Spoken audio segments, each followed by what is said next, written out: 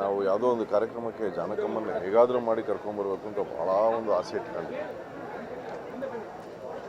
ಸಡನ್ನಾಗಿ ಈ ರೀತಿ ಒಂದು ನ್ಯೂಸ್ ಬರಬೇಕಾದ್ರೆ ಒಂದು ರೀತಿ ಗಾಯಕನಾಗಿ ಅಷ್ಟೇ ಅಲ್ಲದೆ ಅವರ ಹಾಡುಗಳ ಒಬ್ಬ ಶಿಷ್ಯನಾಗಿ, ಯಾಕಂದರೆ ನಾವೆಲ್ಲರೂ ಇವರ ಹಾಡುಗಳಿಂದ ಕಲಿತದ್ದು. ನಮಗೊಂದು ಕಡೆ ಮನೋರಂಜನೆ ಆದರೆ ಇನ್ನೊಂದು ಕಡೆ ಕಲಿಕೆ. ಅವ್ರ ಹಾಡುಗಳನ್ನು ಕೇಳ್ತಾ ಇದ್ದರೆ ಕಲಿತೀವಿ. ಓ, ಈ ಪದವನ್ನು ಹೀಗೆ ಉಚ್ಚಾರ ಮಾಡಿದ್ರ, ಈ ಹಾಡನ್ನು ಹೀಗೆ ಹಾಡಿದ್ರ, ಇದರಲ್ಲಿ ಈ ರೀತಿ ಭಾವ ತುಂಬಿದ್ರ, ಮತ್ತು ಒಂದ ಎರಡ ಸಾವಿರಾರು ಹಾಡುಗಳಲ್ಲಿ ಇಷ್ಟು ಭಾಷೆಗಳಲ್ಲಿ ಜೀವ ತುಂಬಿ ಆ ಜೀವ ಇವತ್ತು ಮೈಸೂರಿನಲ್ಲಿ ಈ ರೀತಿ ಇದ್ದಾರೆ ಅಂದರೆ ಒಂದು ಕ್ಷಣ ನಂಬಲಿಕ್ಕೆ ಬಹಳ ಕಷ್ಟ. ಆದರೆ ಇವತ್ತು ದಿನ ಇದೇ ಸತ್ಯ. ಇದನ್ನು ಭಾಳ ಒಪ್ಕೊಳ್ಳೋದೇ ಭಾಳ ಕಷ್ಟ.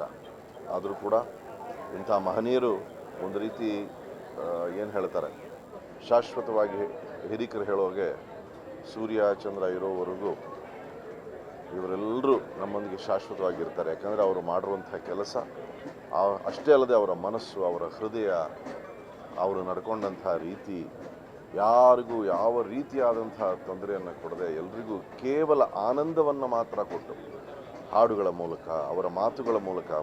ಮತ್ತು ನಾನು ಅನೇಕ ವೀಡಿಯೋಸಲ್ಲಿ ನೋಡಿದ್ದೀನಿ, ಕೆಲವರು ಹೊಸಬ್ರನ್ನ ಅವರು ಅಷ್ಟು ಪ್ರೀತಿಯಿಂದ ಅವರಿಗೆ ಒಂದು ಏನು ಹೇಳ್ತಾರೆ ಎನ್ಕರೇಜ್ಮೆಂಟ್ ಕೊಡೋದಾಗಲಿ ಅಥವಾ ಒಂದು ಮಾರ್ಗದರ್ಶನವನ್ನು ನೀಡೋದಾಗಲಿ ಎಲ್ಲಕ್ಕೂ ಅವರು ಯಾವಾಗಲೂ ಸಿದ್ಧರಾಗಿದ್ದರು.